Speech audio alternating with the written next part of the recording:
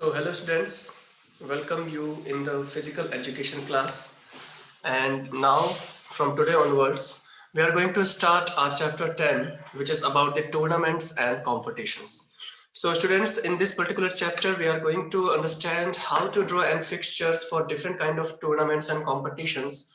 And yes, if you are a physical educationist, so you must know how to draw fixtures about several kind of competitions, because sometimes we need that manager, or we can say a scheduler, who just organize all the kind of tournaments and competitions. So this chapter will just help you to understand more about the tournaments and competition, how tournaments occur, how their fixture be drawn, how the semi-final, finals and quarter-final matches are being organized. So please be excited and motivated for understanding this chapter.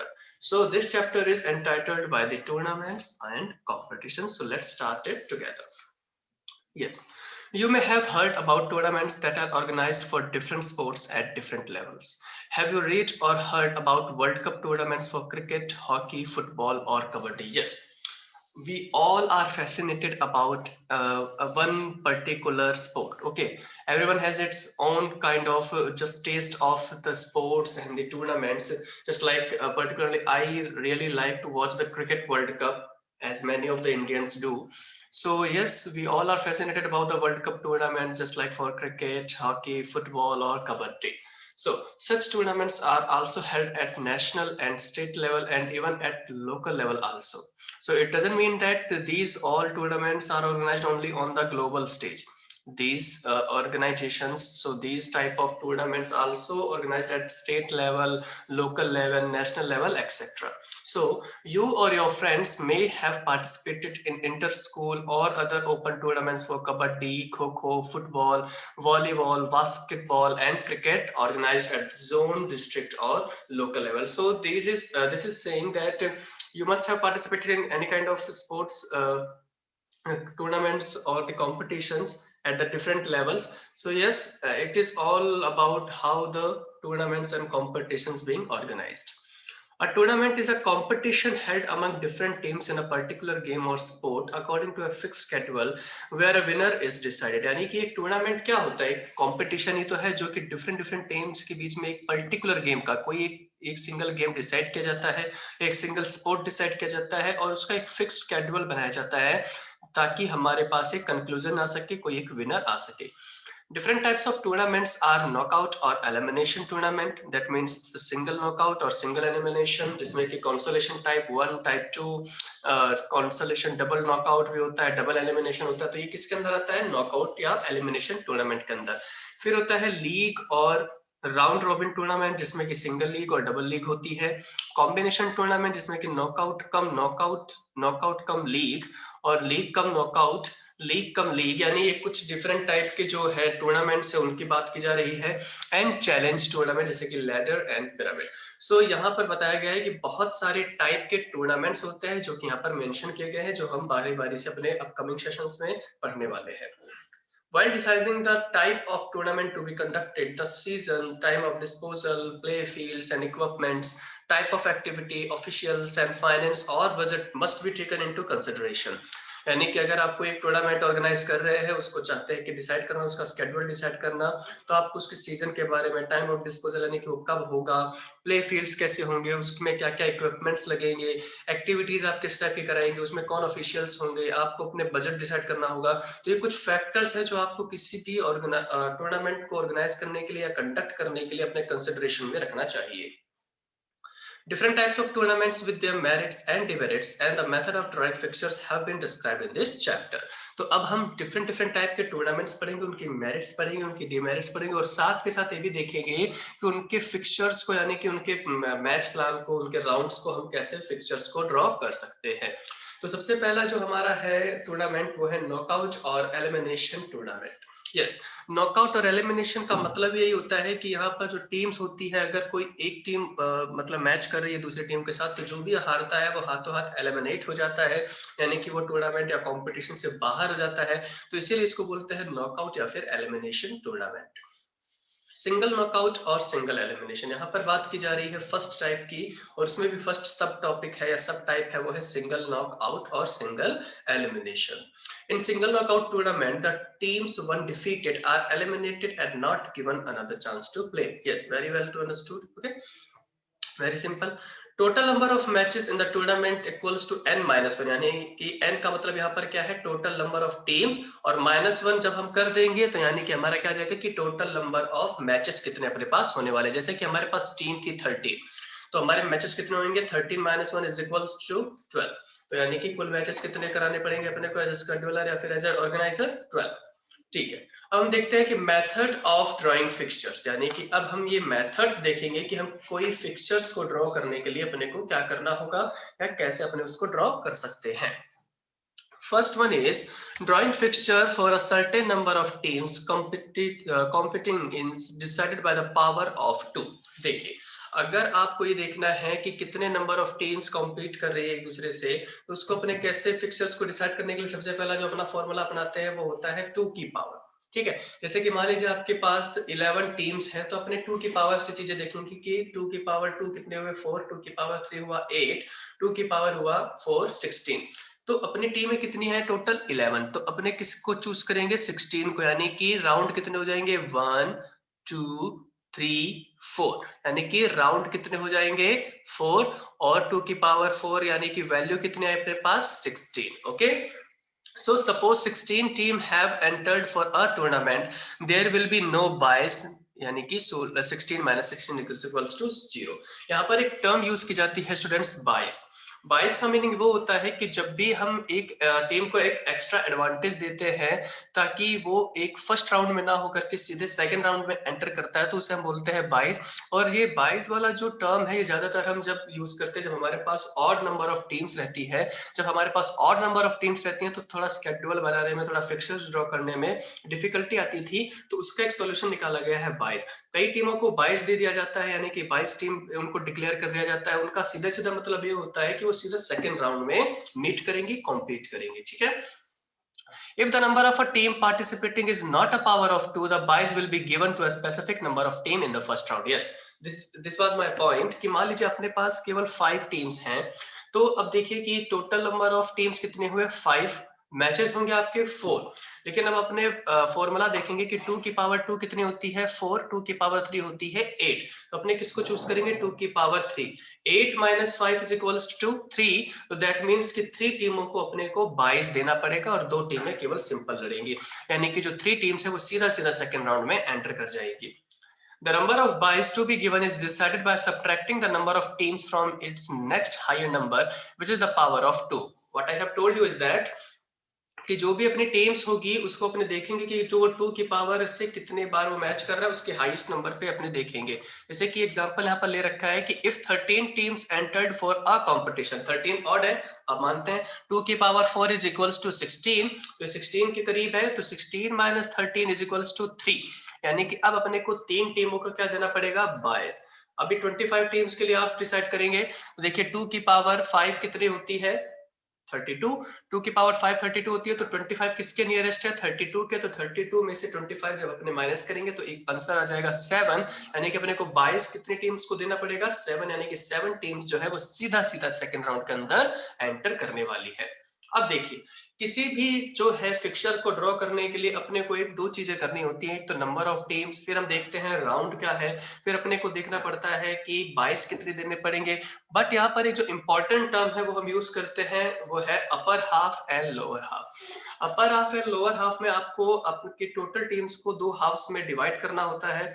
दो halves में divide करने के बाद आप उनको name दे देते हैं upper half and lower half. तो जैसे कि अपने पास टीम है 8, तो नंबर अभी देखिए अपर हाफ और लोअर हाफ को कैलकुलेट करने का फॉर्मूला बहुत ही बेसिक और सिंपल है कि total of number divided by 2. Yes, ठीक है, तो 8 divided by 2 is equals to 4 and 8 divided by 2 is equals to 4. That means we will have upper half in 4 teams and we will have 4 teams in lower half also, and the number of matches will be the very simple 8 minus 1 is equals to 7. So this is how we have covered or we have drawn the fixture of 8 teams. Just look at that. First और 2, 3 और 4 इन दोनों में से जो जीतेगा वो यहाँ round 2 में मीट करेगा, 3 और 4 में जो जीतेगा वो यहाँ राउंड 2 में मीट करेगा. उनके बाद जो जीतेगा वो यहाँ पर फाइनल राउंड में आएगा, सेम एज इट इज। और फिर इन दोनों में जो जीतेगा वो विनर होगा लास्ट का, ठीक है। तो ये हमने देखा कि कैसे हम सिंगल राउंड का फिक्चर ड्रॉ कर सकते हैं। अब यहाँ पर एक और एग्जांपल ले रखा है, single knockout fixture for 10 teams. यहाँ पर अब अपनी बात कर रहे हैं 10 टीम्स की। सपोजिंगली अपने को यहाँ पर 22 भी देना है। ये क्वेश्चन बताएगा कि 22 देना है या नहीं देना है, बट मैं वापस आपको बता रहा हूँ ऑड नंबर ऑफ टीम्स में आपको 22 देने ही पड़ेंगे। Once again I am repeating that you have to give the 22 to team in drawing the fixture for odd teams. Okay, so yes, we have to calculate the upper half and lower half, which is very simple. 10 divided by 2 is equal to 5, and 5, that means we will have the 5 team in upper half and 5 team in lower half. Okay, so how to calculate the bias? We will have to calculate from the 2's power. Okay, so 2's power 4 is equals to 16, so 16 minus 10 is equals to 6. That means we're gonna have the 6 team as a bias. So how to mark the bias team? First one, इसको आपको समझना होगा, ठीक है, कि अपने को बायस को कैसे देना होता है टीम्स को। देखिए, सबसे पहले हम लोअर हाफ से स्टार्ट करते हैं।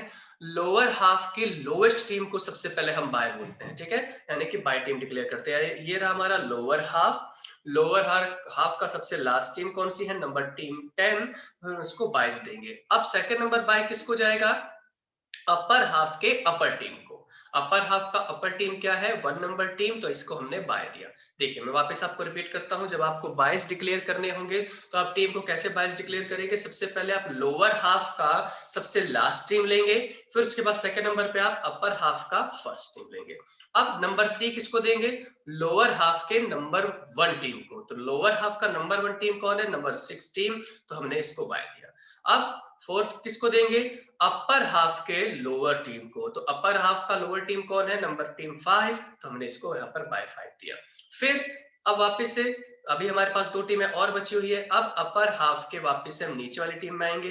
तो नीचे वाली टीम 10 को तो हमने दे रखा है, तो अब कौन बचा? 9, तो यहाँ पर 9 बाय आ जाएगा। ये हमारे हो गया 5th बाय। 6th बाय हम कैसे करेंगे? वापस से हम अपर हाफ के फर्स्ट वाले पे आएंगे, तो फर्स्ट वाले को हमने दे रखा है, तो नीचे कौन बचा? 2nd, तो यहाँ पर हम सेकंड नंबर बाय को देंगे।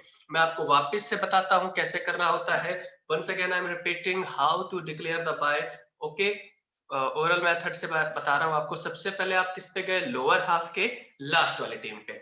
लोअर हाफ के लास्ट वाली टीम पे, फिर उसके बाद अपर हाफ के पहली वाली टीम पे, ठीक है।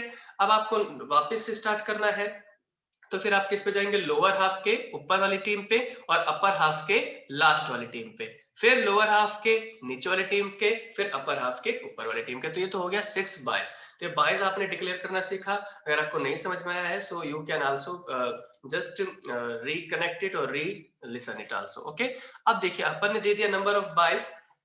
अब ये भी देखिए कि कितने कितने बाइस किस किस को देने हैं। तो बहुत ही वेल अंडरस्टूड है कि इसका भी यही फॉर्मूला होता है कि जितने भी बाइस आए उनको 2 से डिवाइड कर दो।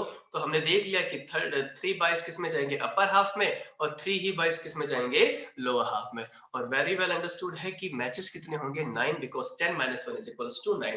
I am hoping that you have understood the single knockout fixture of 10 teams by using the Bayes method. Okay, yes.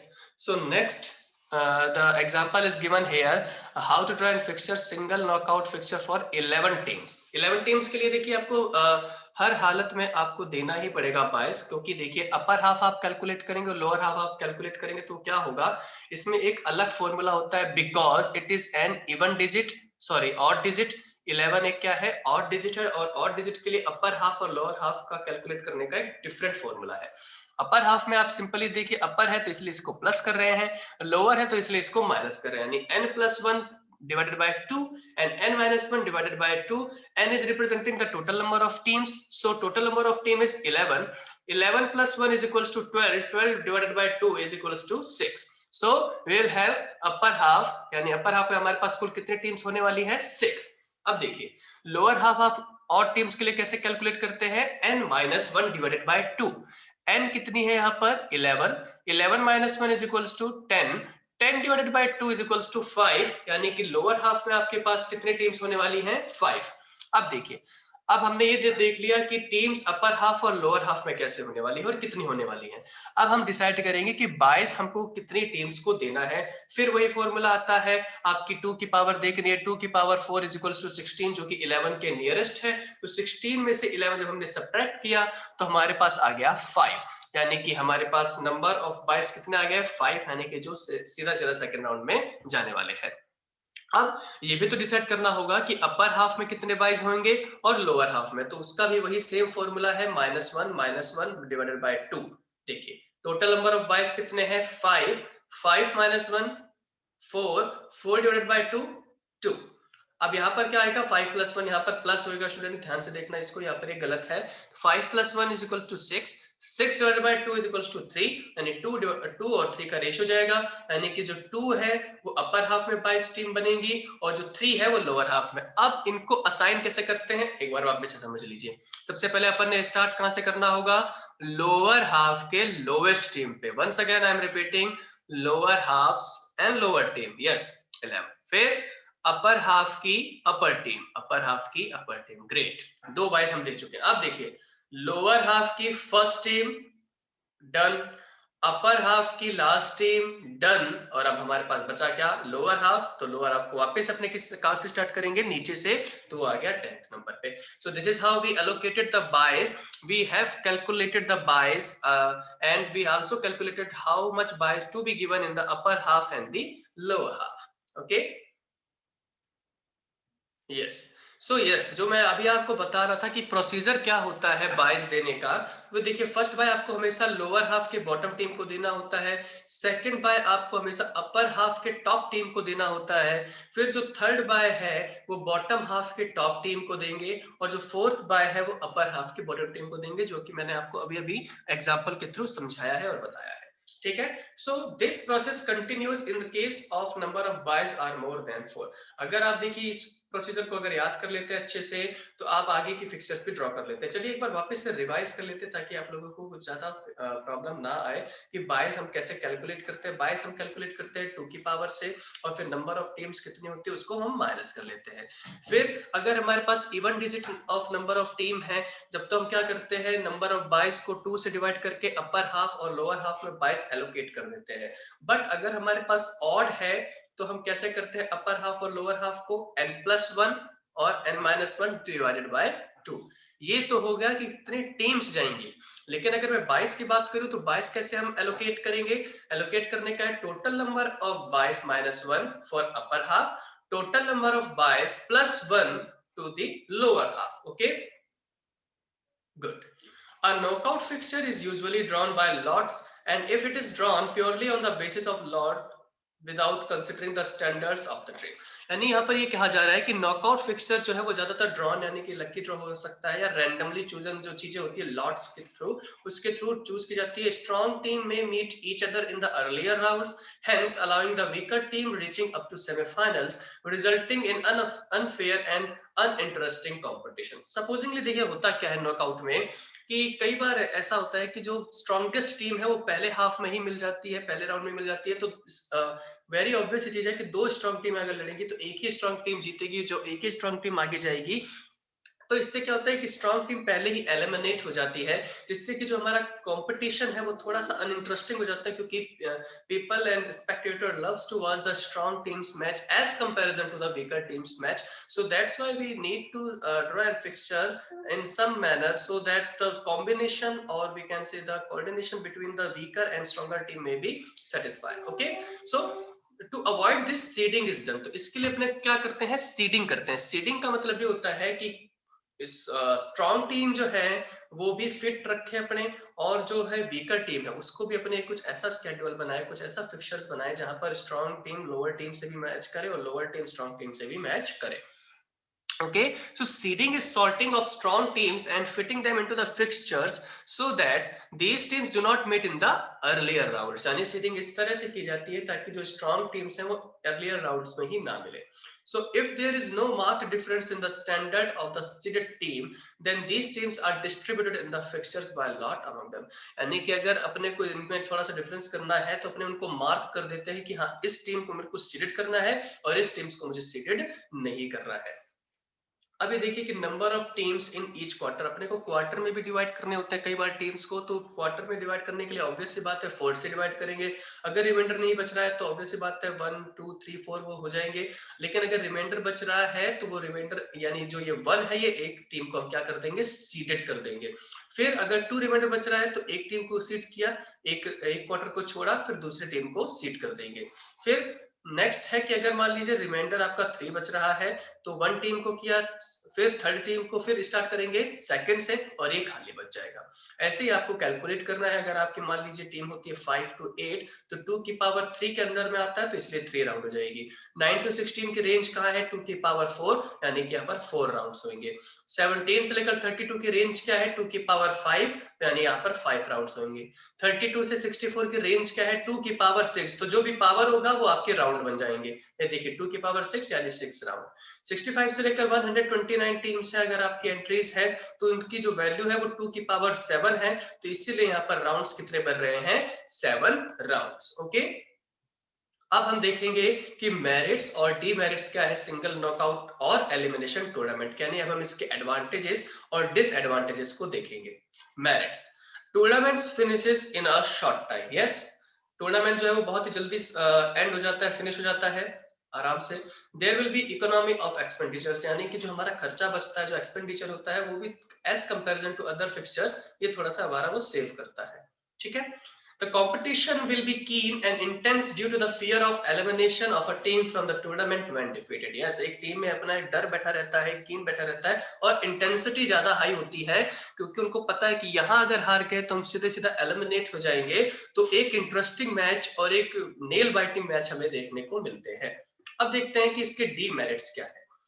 A team may be eliminated by chance and will not get another chance to play. बिल्कुल, एक team जो है वो बहुत ही थोड़ा सा minor mistakes के कारण या माइनॉरिटी के कारण, बहुत ही छोटी सी गलती के कारण अगर वो हार गई या कुछ भी एक ऐसी चीज हो गई जो उसको पछतावे के लिए मजबूर कर रही है, तो वहां पर एक टीम को चांस नहीं मिलता है, तो थोड़ा सा अलग हो जाता है। जहां पर लीग मैचेस की बात करें तो अगर एक मैच बेकार भी जाता है तो बाकी के जो 3-4 मैचेस पड़े होते हैं वहां से वो अपने जो है फिक्सर्स को, जो अपने पॉइंट्स टेबल है उसको इंप्रूव करने का उसके पास चांस रहता है। If the fixture is drawn purely by lots, there is a possibility of matches between strong teams in the earlier rounds. Yes, we have discussed it. And which would get eliminated, thus weaker teams reaching semi-finals or the finals. ठीक है, तो ये थोड़ा सा आपको matches का interesting चीजें हैं वो नहीं बनाती हैं। Winner of a match or round may have to wait for the winner of another match to play the next round. Yes, उसको वेट करना पड़ेगा कि हाँ भाई अब यहाँ से कौन जीतेगा, तब मुझे पता चलेगा कि नेक्स्ट मेरा जो है वो मैच किसके साथ होने वाला है। सो ये थे उसके मेरिट्स और डीमेरिट्स। अब हम पढ़ेंगे आज का टॉपिक एक और है, वो है स्पेशल सीडिंग।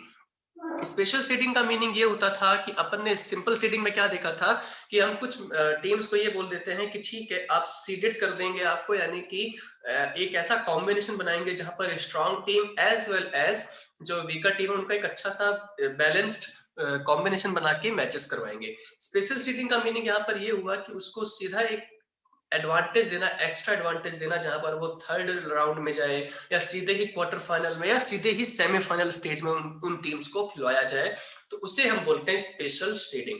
कई बार आपके ऐसे टूर्नामेंट्स होते हैं जहां पर आप कुछ टीम्स को एडवांटेजेस देना चाहते हैं on the basis of their previous tournaments, previous records. ठीक है, जैसे कि मान लीजिए आपको सीधा उनको सेमीफाइनल या क्वार्टर फाइनल खिलवाना है, तो वहां पर स्पेशल सीडिंग का यूज किया जाता है, नाम ही है इसका special. When some top-ranking players or teams participate in a tournament, the fixtures are generally drawn in such a manner that these players or teams play directly at quarter-finals or semi-final stage. कई बार ऐसा होता है कि top ranking के players खेल रहे हैं, top teams participate कर रहे हैं किसी टूर्नामेंट में, तो एक ऐसा ड्रॉ किया जाता है फिक्सचर जहां पर उनको सीधे सीधे क्वार्टर फाइनल या सेमीफाइनल स्टेज पर खिलवाया जाता है। A fixture of 24 teams participating in a tournament including 4 teams, ठीक है, 1, 12, 13 and 24 are given special seeding direct at quarter final stage। यहाँ पर एक एग्जांपल दिया गया है कि मान लीजिए अगर हमारे पास 24 टीम पार्टिसिपेट कर रही हैं, तो मैं 4 टीम्स को एज अ स्पेशल सीडिंग देकर के उनको क्वार्टर फाइनल स्टेज में फिक्स करता हूँ। For deciding the number of buys for the fixture of special seeding, first subtract the number of teams that are given special seeding। अब आपने पहले ही decide कर दिया कि हाँ टोटल नंबर ऑफ टीम्स कितनी थी 24। 4 तो मैंने किसको दे दी, सीडिंग्स को। तो अब अपने को पहले उसको सब्ट्रैक्ट करना पड़ेगा, यानी कि 24 में से जब 4 अपने सब्ट्रैक्ट करेंगे तो total number of teams actually में देखा जाए तो वो हो जाएगी 20। और अब वापस से आपको बायस कैलकुलेट करने का मैंने तरीका बताया है। 2 की पावर 5 में अगर आप जाएंगे तो 32 ही सबसे नियरेस्ट होगा क्योंकि 16 हो जाएगा छोटा। तो 32 में से 20 माइनस किया तो आगे अपने पास 12, यानी कि अपने को टोटल नंबर ऑफ बायस कितने देने पड़ेंगे, 12 बायस देने पड़ेंगे। ठीक है, तो यहाँ पर आप देख सकते हैं जो नेक्स्ट आपका जो फिक्सचर ड्रॉन किया गया है 12 बायस देंगे। तो देखिए सीडेड अपने पास कितनी टीम्स है, 4 टीम्स है। वापस अपने स्टार्ट कहां से करते हैं, हमेशा नीचे से, सीडेड 1, फिर सीडेड 2, फिर अब जो है थर्ड क्वार्टर है उसके वहां से देंगे अपर टीम को सीडेड 3, और जो सेकंड क्वार्टर है उसके लास्ट टीम को देंगे सीडेड 4। यानी कि ये जो 4 टीम है सीधा सीधा कहां जा रही है, ये देखिए इनका मैच कहां हो रहा है, सीधा जो है वो राउंड 3 में हो रहा है या राउंड 6 में हो रहा है, यानी कि नेक्स्ट स्टेजेस में हो रहा है। अब बाइस देने का आपको फॉर्मूला पता है, बाइस आप दे देंगे और इस तरह से आप फिक्सर्स का ड्रॉ कर सकते हैं। So I think this will enough for today students. So this is how we have understood the knockout or eliminations and how to draw the fixtures, how to calculate the number of teams, how to calculate the number of matches, how to calculate the buys, how to calculate the upper half and lower half, and after calculating the buys, how to allocate the buys at the upper half and the lower half depending on the even team and depending on the odd team. So I hope that you have enjoyed this session now. So take care. Bye bye.